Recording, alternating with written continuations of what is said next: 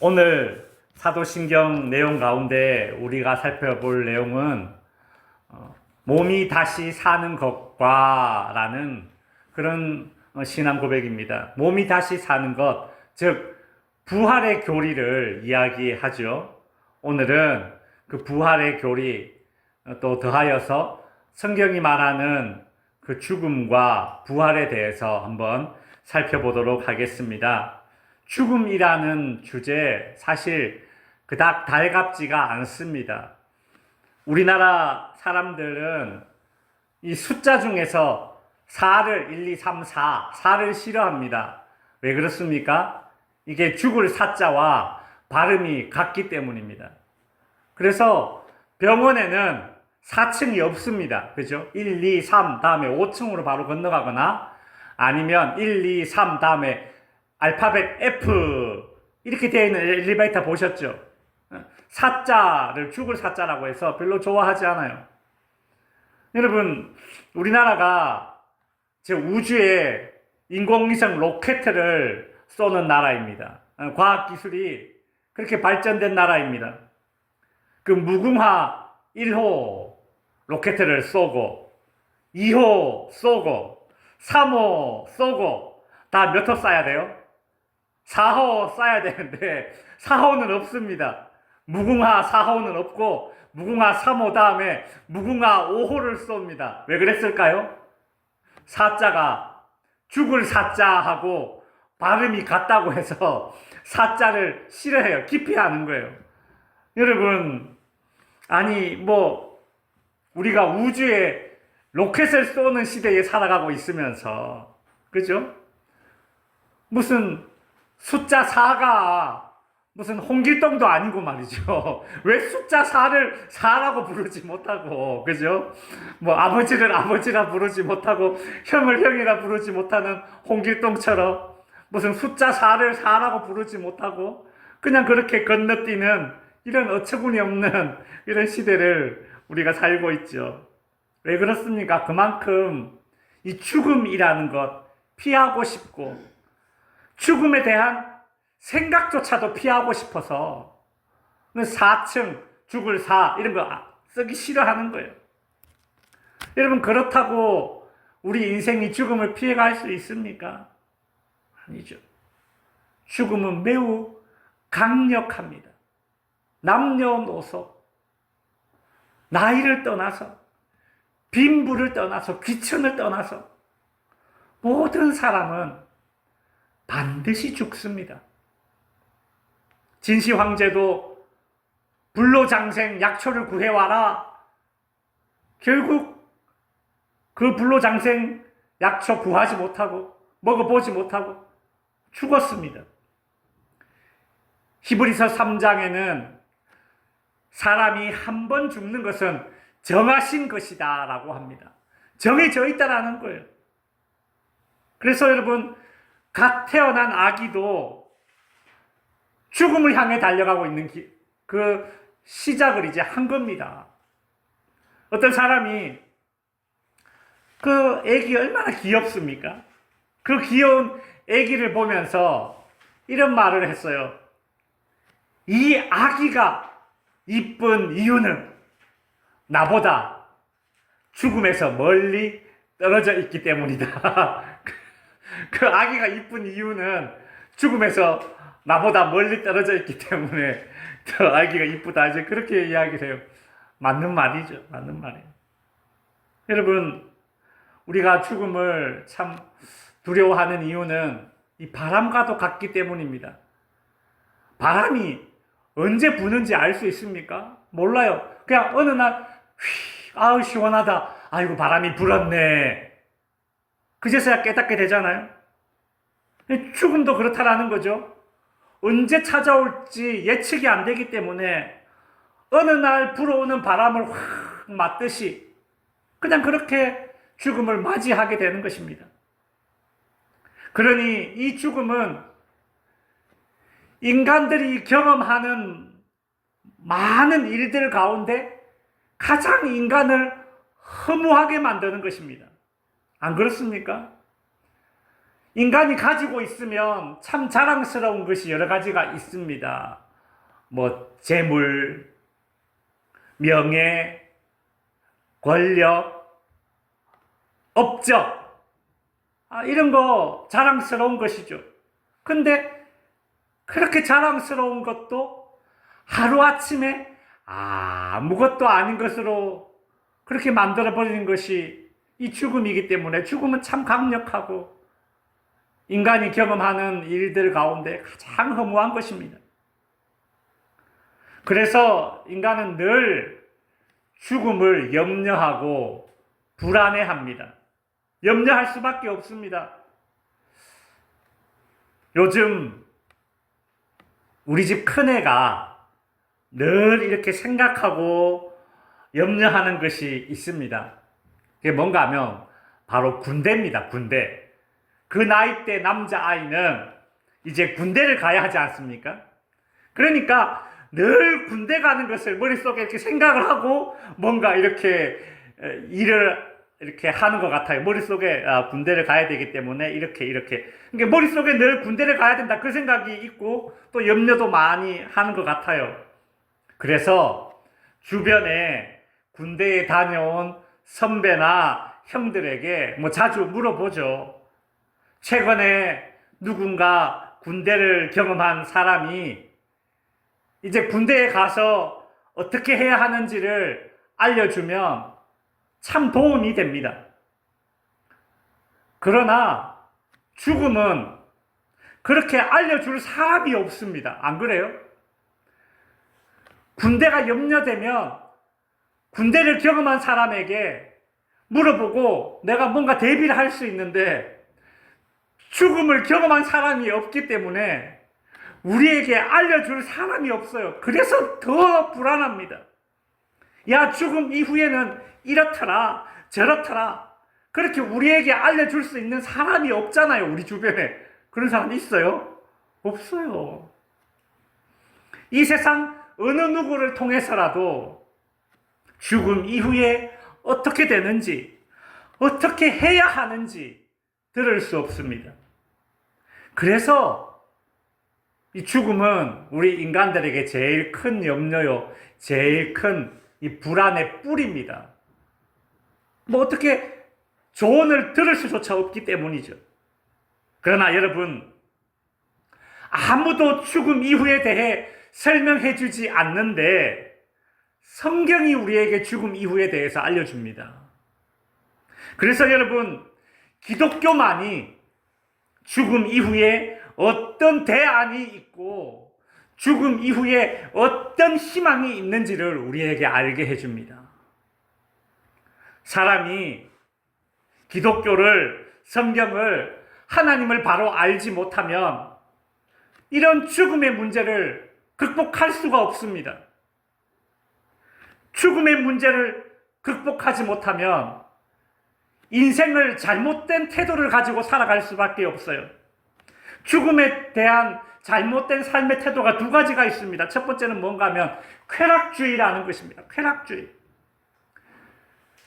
죽음을 잘 모르면 쾌락주의에 빠질 수밖에 없습니다. 사람들이 하나님을 모르고 성경을 모르고 기독교를 믿지 못하면 죽음의 문제를 극복하지 못해서 쾌락주의자로 살게 되어 있습니다. 여러분, 쾌락주의자가 뭡니까? 그냥 한마디로 이렇게 사는 사람들이에요. 야, 죽으면 끝이니까 살아있는 동안에 최대한 즐기며 살자. 오늘 이 땅에 수많은 사람들은 죽으면 끝이다라는 그런 확신을 가지고 살기 때문에 상당수의 사람들이 죽으면 끝이기 때문에 살아있을 때 즐기자, 쾌락주의자로 그렇게 살아가게 됩니다. 죽음의 문제를 극복하지 못하면 두 번째로 허무주의자로 살게 됩니다. 어차피 죽으면 끝인데 뭐 더 살아서 못하겠냐, 뭐 이런 생각으로 자신의 삶 자체를 비관적으로 그렇게 돌아보고 그렇게 자기 삶을 살게 됩니다. 여러분, 그래서 이 허무주의자들은 그 극단으로 가면 어떻게 되느냐 하면 자살을 선택해요. 자살. 어차피 죽을 인생인데 뭘 이렇게 고생하냐. 죽으면 끝인데 그냥 빨리 나의 삶을 마감하자. 자살로 자신의 죽음을 앞당기려고 해요. 죽으면 끝이니까. 죽으면 고생 끝이겠네. 뭐 살아보니 뭐 허무하지. 여러분, 우리나라도 이제 얼마 전에 그 뉴스에 한참 이제 뉴스에 시끄러운 그런 내용이 있었는데 무엇인가 하면 젊은 사람들이 인터넷으로 서로 연락을 해서 모였습니다. 인터넷에 어떤 동호회가 만들어졌어요. 그 동호회 이름이 뭔지 아십니까? 자살 동호회예요. 자살 동호회. 내가 혼자 죽으려니까 자살하려니까 자신이 없어. 그래서 야, 자살할 사람 모여. 그럼 모이는 거예요. 그럼 모여가지고 야, 내가 혼자 죽으려니까 용기가 안 나. 나 좀 죽여줘. 그래. 너 대신 죽여줄게. 그런 자살 동호회가 우리나라에도 만들어져서 참 세간에 참 문제가 되었었죠. 여러분, 죽음이 인생의 끝이다라고 생각하니까 쾌락주의에 빠지거나 허무주의에 빠져서 이렇게 극단적인 삶을 살 수밖에 없는 것입니다. 그런데 여러분, 성경은 우리에게, 아니 오직 성경만이 우리에게 죽음 이후에 무엇이 있다. 죽음 이후에 새로운 삶이 있다. 불교나 이런 것도 죽음 이후에 심판을 이야기합니다. 그죠? 지옥도 뭐 여러 가지 지옥이 있잖아요. 그죠? 불교에서도 그런 이야기 하잖아요. 그러나 우리 기독교는 다릅니다. 죽음 이후에 새로운 삶이 있다고 분명히 말하고 있습니다. 죽음 이후에 새로운 삶, 죽음 이후에 새로운 삶. 이게 도대체 어떤 방법으로 얻을 수 있는가? 죽음 이후에 새로운 삶을 얻는 방식은 무엇인가? 그것이 바로 부활입니다. 죽음 이후에 새로운 삶을 얻는 방법, 그것이 성경이 이야기하는 부활입니다. 여러분, 성경은 죽음을 세 가지로 구분합니다. 첫 번째는 영혼의 죽음이에요. 우리 영혼의 죽음. 영혼의 죽음이란 무엇인가 하면 예수 믿기 전의 영혼의 상태, 예수 믿기 전의 영혼의 상태가 영혼의 죽음입니다. 여러분, 바울은 에베소 교회 성도들에게 너희가 예수 믿기 전에는 살아 있었으나 하나님으로부터 멀리 떨어져 있었기 때문에 영혼이 죽어 있는 상태였다. 그리 말했습니다. 이렇게 하나님을 떠나서 영혼이 죽은 상태로 있다가 이제 하나님을 믿게 되면 그 죽은 영혼이 다시 살아납니다. 이것을 일컬어서 중생이라고 합니다. 중생. 또 다른 말로 거듭남이라고 합니다. 우리가 예수 믿고 중생, 예수 믿고 거듭남을 얻었다는 말은 우리의 영혼이 죽었다가 다시 살아났다라는 것입니다. 어느 날 한 청년이 예수님을 찾아와서 예수님, 당신의 제자가 되고 싶습니다. 그런데 아버지 장례를 치르고 나서 내가 예수님을 따르겠습니다. 이렇게 말했습니다. 그러자 예수님께서 그 청년에게 이렇게 대답하셨어요. 마태복음 8장 22절에 보시면 죽은 자들이 그들의 죽은 자들을 장사하게 하고 너는 나를 따르라. 이렇게 말씀하셨습니다. 여러분, 죽은 자가 죽은 자를 장사 치를 수 있습니까? 못해요. 예수님께서 여기서 이야기하는 이 죽은 자 1, 2는 종류가 다른 죽음입니다. 1번 죽은 자들은 하나님과 멀리 떨어져 있어서 하나님과 분리된 상태, 즉 영혼이 죽은 자들을 가리킵니다. 그러니까 영혼이 죽은 자들이 그들의 죽은 자, 2번의 죽은 자는 육체가 죽은 장사 치르는 자들을 이야기하는 거, 시체. 그죠? 영혼이 죽은 자들이 그 사망한 사람을 장사 치르게 하라. 지금 그 말이에요. 예수님은 죽음을 이렇게 두 개로 또 분리해 놓으셨죠. 그죠? 그래서 성경이 말하는 이 두 번째 죽음이, 첫 번째 죽음이 이제 그 영혼의 죽음이었다면, 이제 두 번째 죽음은 우리가 잘 알고 있는 이 육체의 죽음입니다. 육체의 죽음. 의학적으로 육체의 죽음은 무엇입니까? 심장이 멈추거나 호흡이 멈추거나 뇌가 작동하지 않고 그 기능이 멈춰지면 뇌사라고 하죠. 심장이 멈추거나 호흡이 멈추거나 뇌가 멈추면 그건 죽었다. 의학적으로는 이제 그렇게 정의를 내립니다. 그러나 성경에서 죽음, 이 육체의 죽음은 어떻게 정의를 내리느냐 하면 성경에서 말하는 육체의 죽음은 영혼과 육체가 분리되는 것을 죽음이라고 정의합니다. 이것은 우리 성경이 이야기하는 죽음의 정의예요. 영혼과 육체가 분리되면 어떻게 될까요? 그 영혼은 육체와 분리되는 즉시 천국을 가거나 지옥을 가게 될 것입니다. 맞죠? 예. 그리고 이 육체는 어떻게 돼요? 땅에 묻히겠죠. 그렇게 몸에서 영혼이 분리되어서 천국에 있거나 혹은 지옥에 있던 이 영혼이 훗날 예수님께서 재림하시는 날에, 그 마지막 날에 다시금 육체와 결합되어서 새로운 몸을 입게 됩니다. 그러니까 우리가 죽으면 우리는 천국 가겠죠? 또 예수님 안 믿은 사람 지옥 갈 것입니다. 천국과 지옥에서 우리는 각자 영혼의 상태로 이렇게 살아가요. 이렇게 살아가다가 예수님이 딱 재림하시는 그날 우리는 천국의 영혼의 상태로 있다가 부활을 하게 됩니다. 몸과 다시 결합돼요. 그리고 지옥에 있던 이 사람들도 예수님께서 재림하시는 그날 다시 육체와 결합돼요. 지옥에 있던 영혼이나 천국에 있던 영혼이나 예수님께서 재림하시는 날 부활의 몸을 입게 됩니다.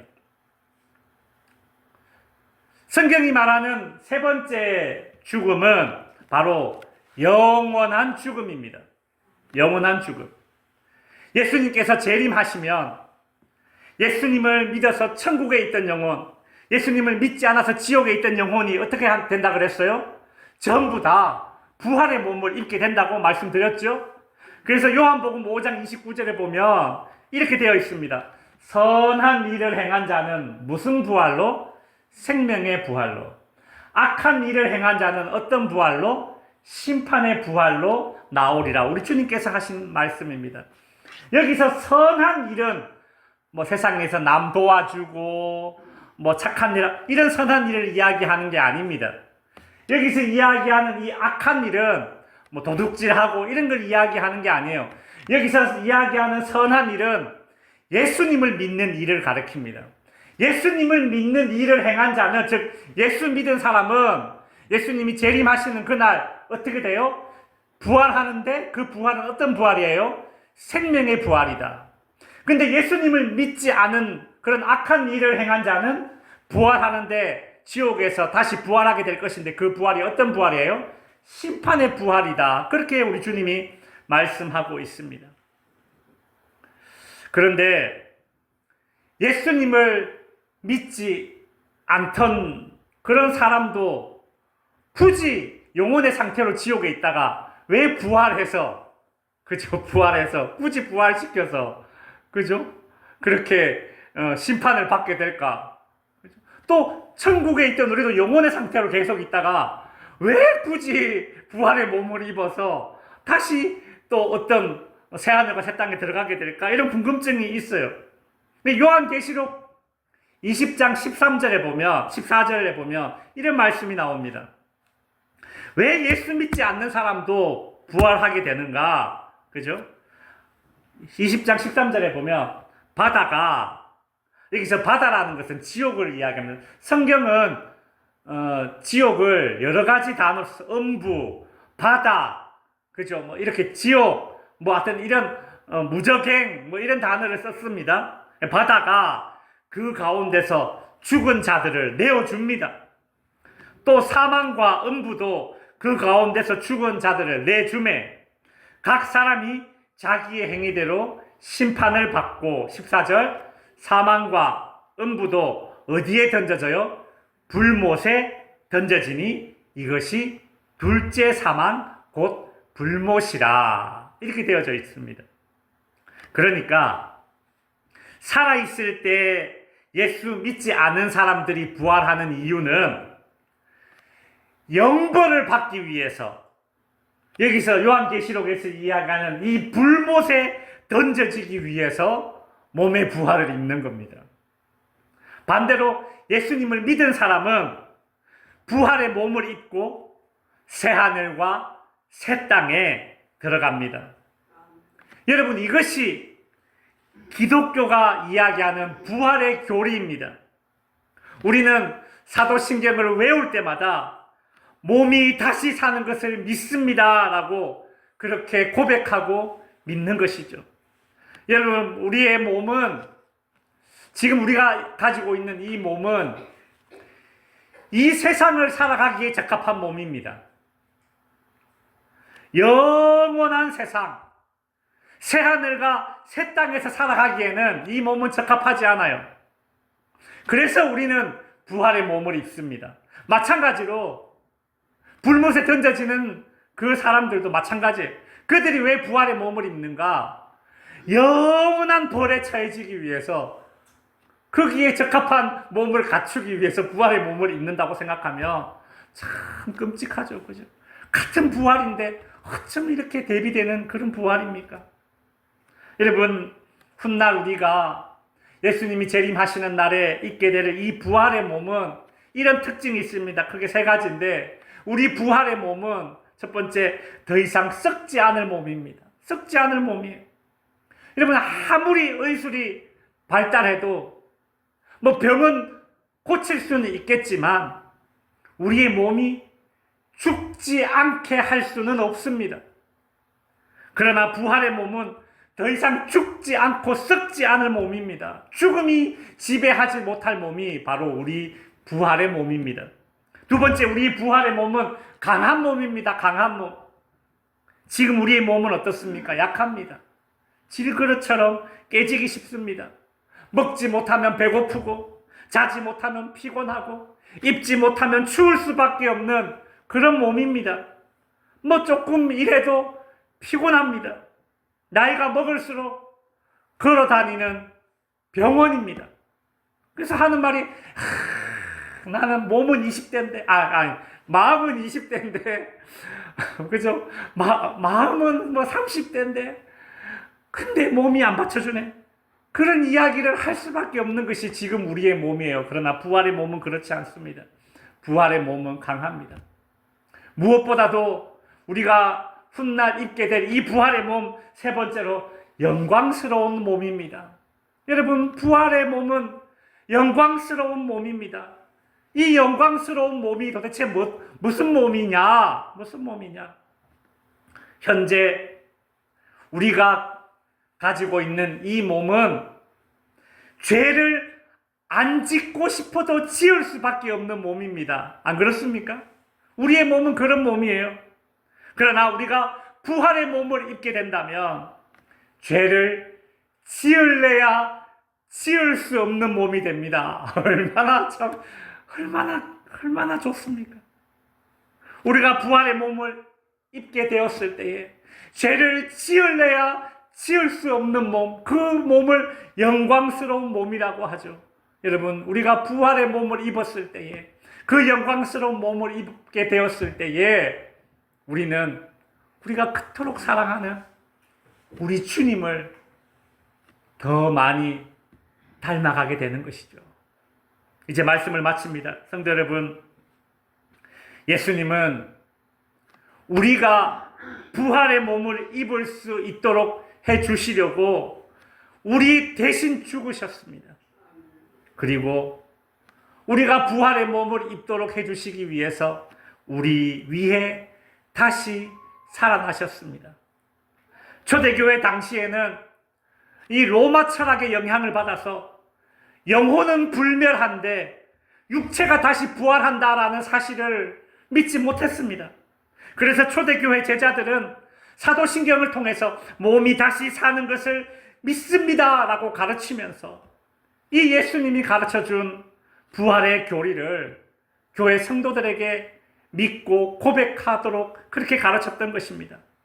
여러분, 우리가 부활의 교리를 믿으면 신자들의 삶의 질이 달라지고, 우리가 부활의 교리를 믿으면 신자들의 신앙의 질이 달라집니다. 에베소서 5장에서 바울은 신자들의 죽음을 일컬어서 잔다, 잔다, 그리 표현했죠. 왜요? 신자들은 영생하는 영광스러운 부활의 몸을 입게 될 것이기 때문입니다. 그래서 여러분, 이제 우리는 날마다 잠자리에 들고 또 아침에 탁 일어날 때마다 나는 오늘도 내가 몸의 부활을 경험했다. 여러분 그렇게 생각하고 그렇게 외치셔야 됩니다. 우리가 자고 아침에 눈을 딱 뜨고 일어나지 않습니까? 그와 같이 우리는 죽음 이후에 더 새로운 부활의 몸을 입게 될 것입니다.